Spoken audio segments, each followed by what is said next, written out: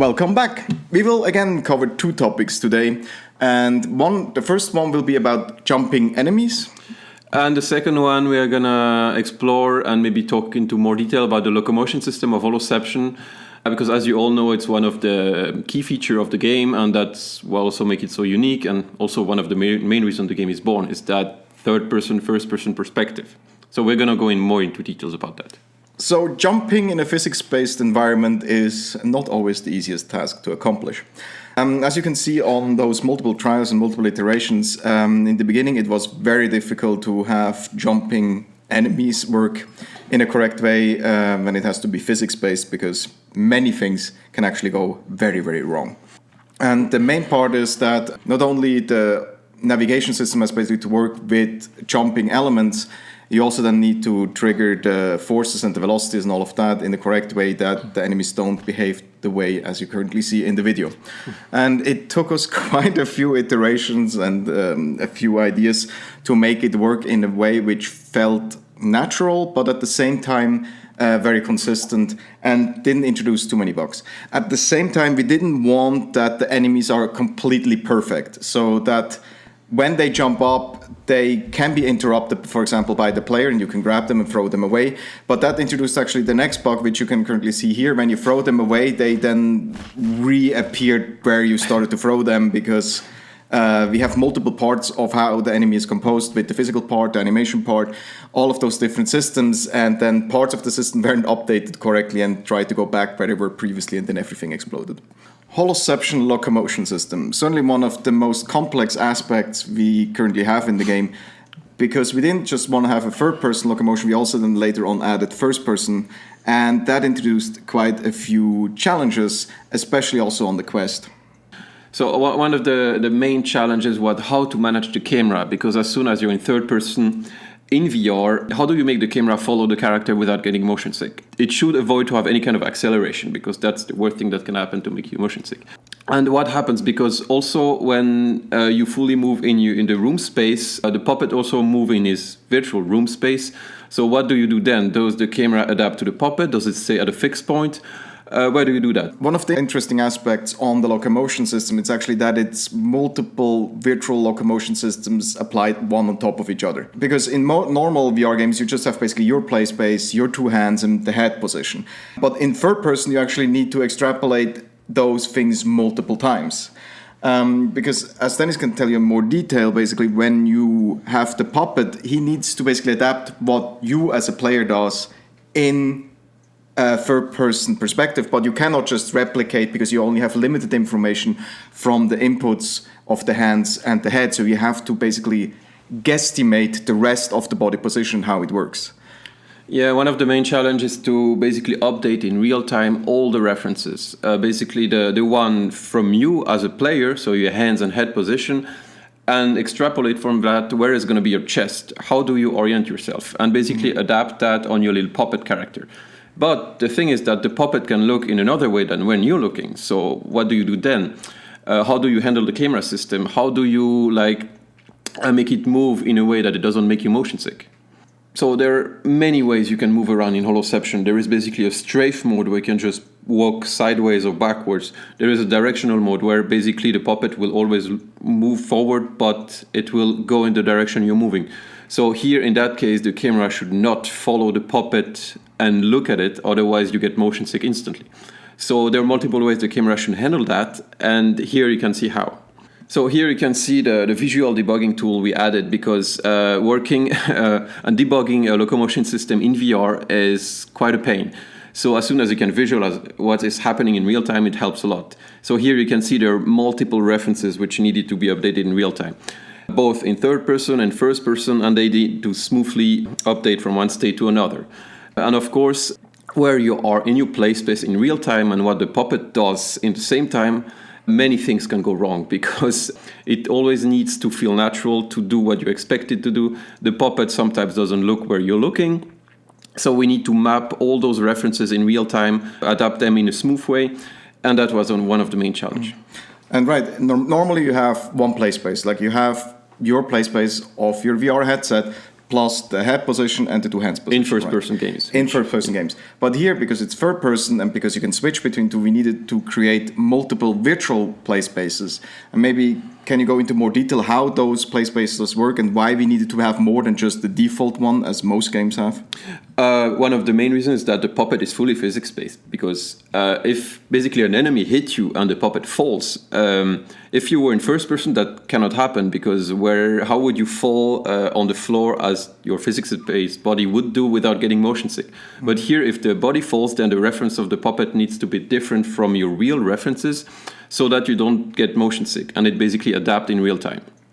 That was one of the main reasons. And basically, because you can fully move in a room scale manner in your play space, that you don't stay there where you are, but you can basically move and rotate, and the puppet needs to adapt to that, both in third person and first person. And that becomes really challenging, especially because you can move in both ways, by moving physically in your play space or with the joystick. But what if you do both at the same time? Then it can get really messy, especially if you also rotate at the same time, then it gets really, really messy. Yeah. And the main thing is all the different parts are maybe relatively simple to explain what they're supposed to do, but the challenges come basically in the combination of all the different elements of locomotions combined, with the fact that you need to have something which is like somehow logical, but especially which needs to feel good. That you feel like, okay, that's what I expect to happen. And that's not always easy, even if it's logically can be computed. It's not often that what feels the most natural or the best. Yeah, and how do you then decide how to switch from one state to another, that you can basically rotate in third person but not in first person, because that will make you motion sick? Those were all the challenges we had to tackle. Yeah, and of course all of that staying physics-based adds another layer of challenges where certain things are not possible, so you need to allow some flexibility of where your real-world position hand is and where the virtual hand is, and to map that in a way that it's not feeling too disconnected that you lose the immersion. Another challenging aspect of Holoception was how to handle the UI, because you can switch from first person to third person at any time, but we wanted to keep the UI consistent. So when you're in third person, well, the UI, we tried multiple different ways to do it. First, we wanted the UI to be on the floor next to the puppet, but that didn't feel good. Then above the head of the puppet, and that felt quite good, because you anyway, always, when you're in third person, you always look at the puppet. So having the UI just above the puppet head, including the amount of ammo you have, what you're grabbing, what you have equipped, that felt really cool. So we stayed with that solution. But when you move in first person, then you need to have some kind of HUD UI that basically it's in front of you. And also your ammo, you can have it directly on your guns to feel it more natural. Yeah, because in first person, you basically would need to look up to see the ammo, and that's certainly not possible. So we need to naturally adapt it consistently with switching first person all the time, and that it doesn't obscure your vision or it doesn't get too prominent in your face while you're using the different equipments, weapons, and gadgets we have.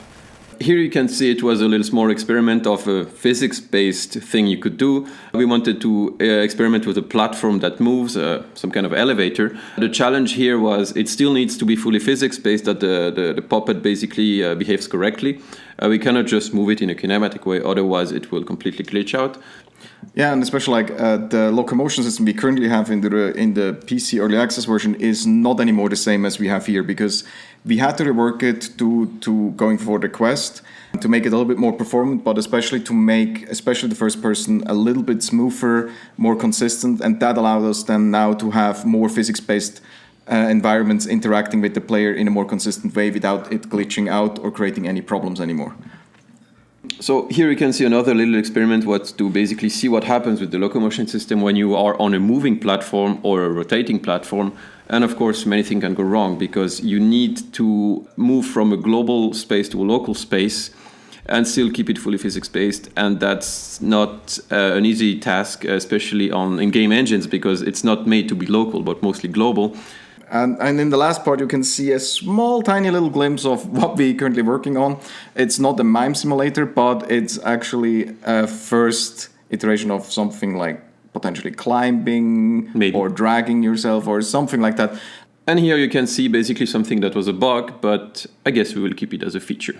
So yeah, after quite a few iterations on the jumping mechanic, We managed to actually get it to a point where it worked with multiple enemies, but that was actually very challenging because they need to be able to avoid each other, so they have to have local avoidance amongst each other in combination with the fact that they need to jump at the right time, in the right moment, and not basically glitch into each other. We want to still keep some kind of collision possibilities in the game because we think it's quite funny to see one guy jumping up, the other one jumping down, and they jump into each other. Or being able to hit them in midair with your baseball bat. Yeah, and throwing them away while they're jumping up. So that we want to keep. But as you could see here, it works already quite well. There's still some small issues in certain situations we're still continuously working on fixing. And then we'll see how that will then play in-game when you have those room approaches where you can jump up in rooms and they actually can follow you and nothing needs to be all on the flat ground. And maybe more interactive attacks than just walking towards you.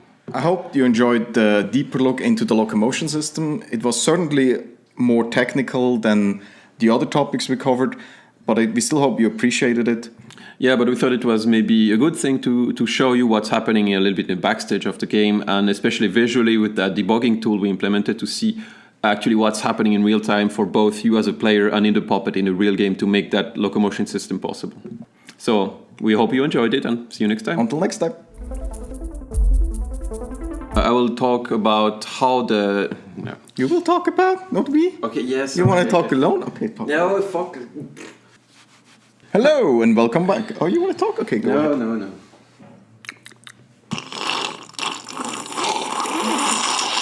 Based on you, based on the puppet, and based on... Why are they free? Huh? They're free while building that locomotion system.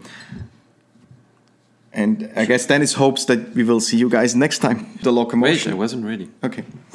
We will again cover two topics. Sorry. Give you a little bit a deeper look into it.